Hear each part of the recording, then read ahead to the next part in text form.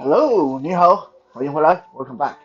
Wisdom Wednesday with Johnny Tiger on February 9, 2022.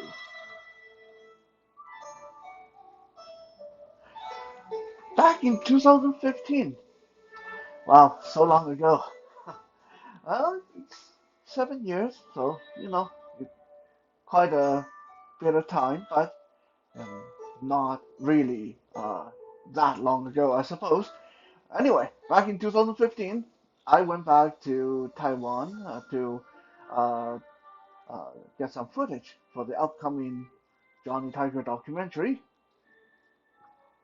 For those of you who have not seen the short form of that documentary, you can either head over to johnnytiger.com or there's a new way. Actually, I want to talk a little bit about that first. There's a new way that you can see all the Johnny Tiger related documentaries and information right here on this channel. Just go under the playlist section, and there's a playlist called Who is Johnny Tiger and What Does He Do? And under there, I have organized over 100 of the best Johnny Tiger footages that you guys can watch and enjoy. And the first one on the playlist is the short form of the Johnny Tiger, the upcoming Johnny Tiger documentary called the Night Strike documentary. So you guys can check that out. There's actually a few more playlists that in there. You guys can check those out too. All the Toy Thursday have been organized into one playlist, and I'm right now in the process of organizing others as well. It's really tedious because of how many videos there is on this channel, but I will do my best. So anyway, back to 2015. I went back to Taiwan to deal with some John Tiger related filming and stuff like that. While I was there, uh, to my surprise, my aunt, who sadly is no longer with us, but my aunt actually decided to pass on to me uh, a ring that is a Thai family heirloom. Uh, more details will be in the upcoming documentary, so I don't want to go into too much of that here. But long story short, there's a small ceremony, me accepting the ring from her, and part of the ceremony was this dinner, family dinner, where uh, a lot of the family members were there to eat and witness this moment. One of the dishes, there were many dishes at this dinner, and a lot of them were very elaborate, what you would say gourmet dishes, I suppose. One of them, though, was a very simple, traditional dish. It's sweet potato and porridge. Sweet potato porridge. Prior to us starting to eat, my aunt asked me if I knew why we have sweet potato porridge at such a momentous event. I said, no. Honestly, I didn't really think about it. I just thought she liked sweet potato porridge. What can I say? Johnny Tiger is kind of simple that way sometimes. I don't spend a lot of time thinking about meanings of things that uh, don't seem to be that uh, necessary or uh, relevant, but apparently there was a deeper meaning than just my aunt liking sweet potato porridge. So my aunt and my dad told me the meaning behind this dish. They said that because when they were growing up, back in the 40s, back in the 50s, uh, a lot of Taiwanese people were really, really poor, and they couldn't afford rice. They couldn't even afford rice. Imagine that. They definitely couldn't afford meat or vegetables sometimes. So to cut down on the consumption of rice and still be able to get a full stomach, they would cut the rice with a lot of water and a lot of sweet potato, because sweet potato is like the cheapest and the most filling and the most easy to grow thing you can think of. Like honestly, I don't know how many of you have tried growing sweet potato. Like if you can if you can try to grow sweet potato and fail to grow something, then you have done something really, really seriously messed up, because sweet potatoes seem to be one of those things that can grow no matter what. Like you can cut it into pieces and bury it in the ground, it will still grow. You don't even have to put it in the ground. You put it in a bowl of water, it will still grow. You can dig it out of the ground and leave it out of the ground for a week and bury it back in, and it will still grow. Uh, it's one of those really amazingly tough uh, uh, uh, uh, food items that you can grow, uh, that can grow under almost any kind of environment, any circumstance, any situation. So Taiwanese people started cutting their rice with a lot of water and sweet potato, thus creating the sweet potato rice porridge. And then once people's living situation started to improve, more people were no longer poverty stricken.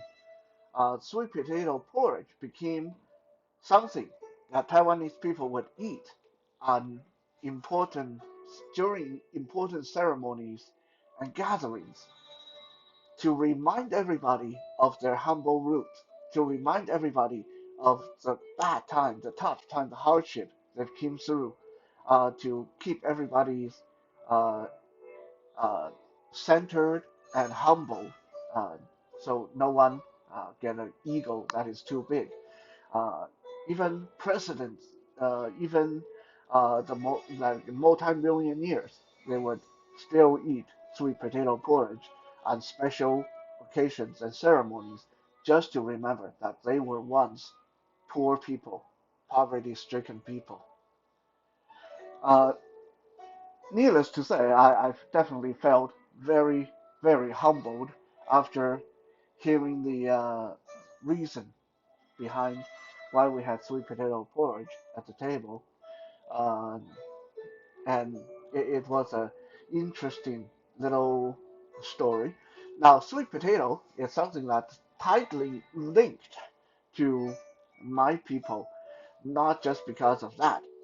Taiwan has often been called by other Chinese people as a sweet potato island, because if you look at the map, the island of Taiwan actually does look like a sweet potato. uh, so especially right next to China, it just looks like a tiny little sweet potato next to this giant piece of land. Also, because the majority of Taiwanese people, uh, those of us that have Chinese blood anyway, came from China, obviously, but most of us came from the province of Fujian. So the language, the Taiwanese language, uh, that for those of you that checked out my Music Monday, I did a song this last Monday, and a Taiwanese song in the Taiwanese language. It's actually not called Taiwanese. If you want to get totally accurate about it, it's the Fujian dialect, and people in Taiwan call it Taiwanese, and a lot of other people call it Taiwanese, but it's actually the Fujian dialect. Okay, just to make it a little bit easier to understand, it's kind of like Cajun French. It's still French, came from France, but it sounds a little bit different from uh, the original French. So Taiwanese and Fujian dialect is basically the same. Like they are the same language, but uh, in Taiwan, some of the pronunciations are a little bit different. Uh, so Taiwanese people speak Fujian language, uh, which which for the longest time especially for people who don't live in Fujian, they refer to Fujian language as that sweet potato talk. It's kind of derogatory. It's kind of not nice, but there's a reason for that because sweet potato came from, uh, well, I shouldn't say came from, but when sweet potato first got into China, yes, sweet potato didn't start in China. I bet you guys were thinking that, oh, here he goes again. He's going to tell us Chinese people invented sweet potato. No, I'm happy to report that this is one of those things that Chinese people didn't invent. It actually, uh, sweet potato, as far as anyone knows, started in America. It was found in America. How did it get into China? Well, let me take you on a historical tour of the origin of sweet potatoes' entry into the lives of Chinese people. But before we start, of course, I got to show you a few Chinese vocabularies and stuff like that. So, sweet potato in Mandarin is 白薯, 白薯, uh, Baishu, 白薯, basically translate to white potato. Okay. Now in Taiwan, we don't call it 白薯. In Taiwan, we call it 地瓜, 地瓜, Digua, 地瓜, which translates to uh, dirt melon, dirt melon, because it grows in the ground, I guess. Anyway, so 白薯 or 地瓜, it's basically the same thing, sweet potato. So as I mentioned, sweet potato first started out in uh, America, on the continent America. I'm not sure if it's South America or Central America or North America. I'm pretty sure, just going by the nature of the plant, I'm pretty sure it started somewhere in South America. But don't quote me on that. That's one thing I wasn't able to verify because it's so long ago. When Columbus discovered America, I still find that one really awkward because how can you discover America when there were already people on it? How can you discover something when it wasn't lost in the first place? But anyway, when Columbus discovered America, uh, one of the things that they also discovered, in addition to tomato, which also started in America, uh, one of the other things they discovered was sweet potato. So Uh, that's when sweet potato first got brought back to Europe and started to become a thing there. And it wasn't until the late 16th century, early 17th century, when uh, Portuguese people, Spanish people, started to explore uh, Asian countries, Asian islands, Pacific islands, that they brought sweet potato into Asia. I'm saying explore, it was a bit of an emphasis because as most of us who know our history know, they call it exploration, but to us, the Asian people, it was more like an invasion. Right? So it wasn't as nice as me saying I'm going to go explore the woods and see what I can find. This was more in line with me going to go explore someone else's house and then take it over as my own house. Right? So anyway, we won't go too much into that because if we get into that, I'm going to be here bitching about it for the rest of the night. So anyway. The time is now 9 p.m. Anyway, so thank you. Spanish people brought sweet potato into Asian countries. First, uh, destinations were, of course, Vietnam and the Philippines.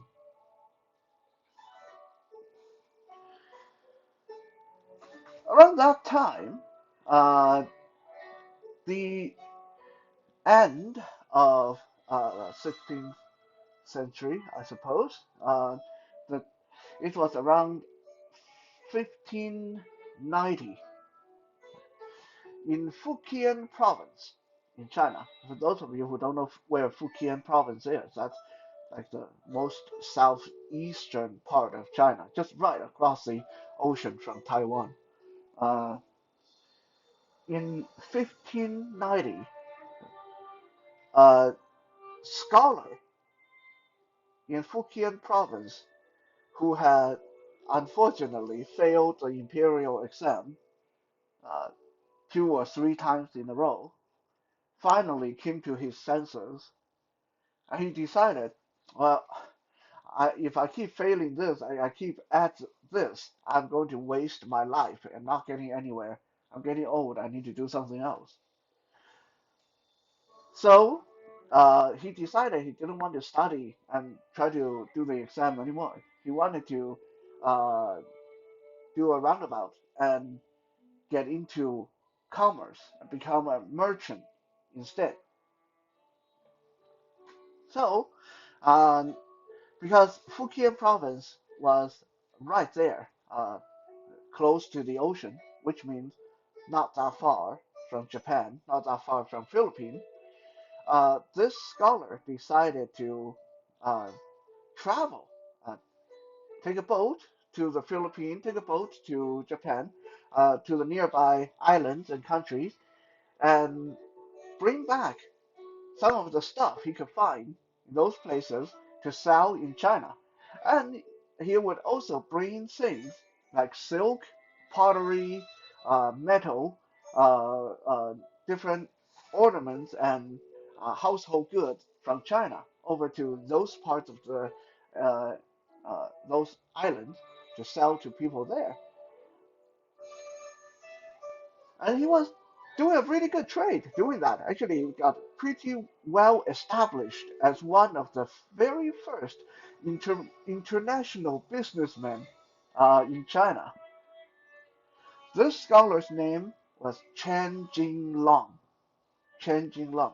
We'll just call him Chen because if I have to say Chen Jinglong too many times during this talk, I'm going to mess up his name. So Chen started to trade things between China and Taiwan and Philippines, and even Thailand and Vietnam and Japan. It went all over the places. And since at that time most of these places were occupied by Spaniards, most of the people that he was doing business with was Spanish people. At that time, Philippines was still a Spanish colony. It was under Spanish rule. So when he was in Philippines, he was doing business with a Spanish people there. And it was during one of these trips that he learned about this super crop called sweet potato that the Spaniards had brought over with them into the Philippines. Chen was really, really impressed by this super crop. Like I said, sweet potato is crazy how good it can grow. Uh, it not only grows really good, even when you just take the sprout of sweet potato and bury it in the ground, the sprout itself can still grow new potatoes. Uh, it's just one of those crops that was so good, was so good that Spanish people wanted to keep it to themselves as a very highly valued military advantage. I'm not even kidding. You can go and Google this.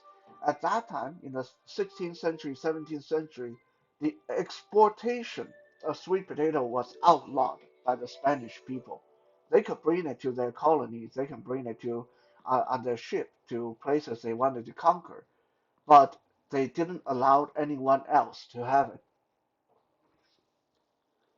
Well, Chen saw the the goodness in this super crop as well. He thought, wow, this thing grows so good, and then you bury it in the ground, and then 2 weeks later, your whole yard is crawling with sweet potato. This is amazing. If I can get this back to China, my people would never go hungry again. So Chen tried to bring sweet potato back to China, got himself arrested twice because every time he tried to smuggle this through custom onto the ship, he would get caught. And he got arrested twice for trying to smuggle sweet potato out of a Spanish colony. In the end, Chen decided, okay, fine. Okay, I can't bring the whole potato with me because obviously these people are crazy about not letting it get to any other people. So, since sweet potato grows so well, what Chan did was he took a whole bunch of sweet potato sprouts. You know the part that poke out of the ground, that crawl along the ground like vines, that, and he took all the leaves off of them, and he took these vines, wrapped them up carefully, and put them in with the ropes they use on the boat. So this was how he finally was able to sneak this back to China, because to the port officials, it just looked like a big bundle of rope and twines and things that they use on the boat. They didn't think anyone would be smuggling sweet potato sprouts out of the Philippines. That was the year 1593. By pure coincidence, when Chen got back to Fujian, China, he realized that the entire Fujian province was under a very severe drought. It was so bad that people were literally trying to eat tree bark because nothing would grow. Not even corn, not even rice, nothing would grow. Everything was dry. Everything was dying. And here he came back to the country with this big box full of this strange super crop. And they just look like twigs, of course, because, like I said, he just took the sprout and then he took the leaves off of them. So to people, these just look like twigs. But to everyone's amazement, when he buried these in the ground, they grew sweet potatoes. And then he took some of these sweet potatoes and buried more of them in the ground, and he grew more sweet potatoes. Next thing you knew, sweet potato was everywhere in Fujian province, and it solved the hunger problem resulted from the drought. It saved the Fujian province people from starving to death. Because of that, Fujian province built a temple to honor Chen Jinlong. They call him the god of sweet potato. And this temple was called the Temple of the Sweet Potato. If you go to Fujian province now, there is still a monument of sweet potato, and that is where the temple used to stand. Now, this all happened in the southeastern tip of China, in the Fujian province. And for the next uh, 200 years, sweet potato basically was something that people from other provinces would turn their nose up on. They're like, oh, those people in Fujian province, they eat that crazy stuff, that sweet potato that Philippine Filipino food that they brought back from the Philippines, and that's why they even their language sound like they eat too much sweet potato. And so they call Fujian province the Fujian language sweet potato talk. It was not widely received by the rest of the Chinese population. It became kind of a thing only for the Fujian people. In year 1730, a Fujian official decided that this sweet potato thing is so good that we should send some to the Chinese emperor at the time. So they did. They sent some sweet potato to the emperor.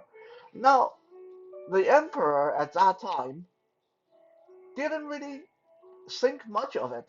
Oh, okay, these things grow really fast and they taste kind of okay. Uh, they look kind of nice though when you put them in the ground and they grow little flowers. So the emperor didn't really see any uh, big deal about these sweet potatoes that came from uh, Fujian province. He just basically put them in the garden and forgot about them. Well, that kind of broke the heart of Fujian people. That they sent the emperor this super crop, and the emperor just put it in his garden and doesn't seem to care. Fast forward to 1785. 1785, the province of Henan province, uh, got hit with a massive drought. And again, people were starving to death, and people were uh, uh, coming to beg the emperor to please do something and send food, send money, send water. The emperor at that time uh, was the son of the previous emperor that received the sweet potato and then put it in his garden. So this is the son, the next emperor. He was stumped by this problem. Like, what am I supposed to do about the drought? All we can do is try to send food and water, but I can't make it rain. I don't know how to help them. Uh, so he put out a notice for the entire country. Please, if anyone got any good idea, please come forward. Well, when the Fujian people saw this notice, you guys can imagine, uh, they probably had a flash of deja vu. Oh, hey, look at this. That's what happened to us. That's what happened to us when Chen brought us back those sweet potatoes and saved us. Should we let the emperor know about it? Oh, I don't know, man. I mean, last time we sent them some sweet potato, they didn't even care. Well, yeah, maybe this one, maybe that was his dad. His dad was stupid. Maybe this one would be more accepting.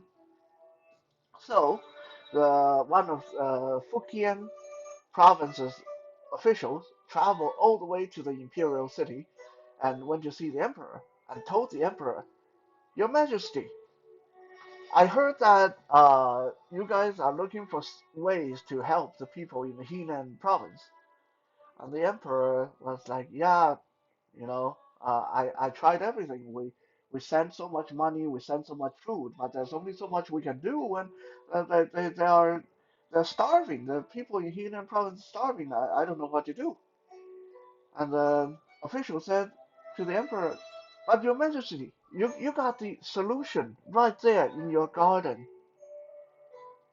The emperor said, "What are you talking about?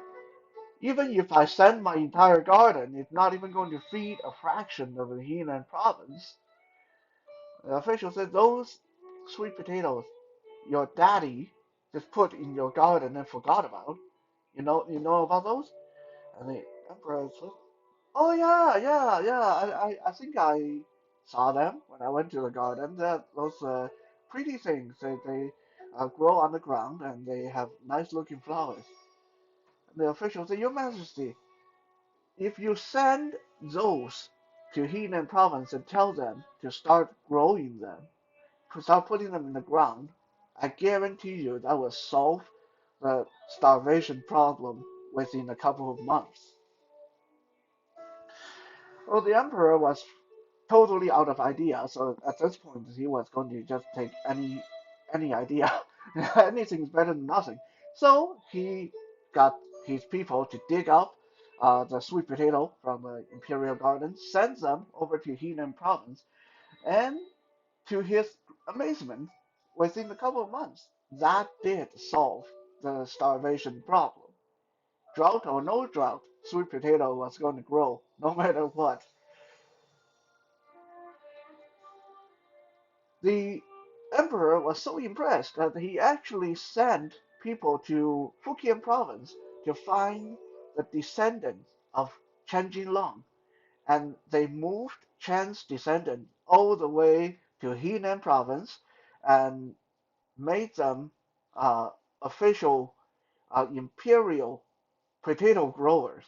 So Chen Jinlong's descendants in a sense, accomplish the dream that Chen was unable to accomplish because he wasn't able to pass the imperial exam.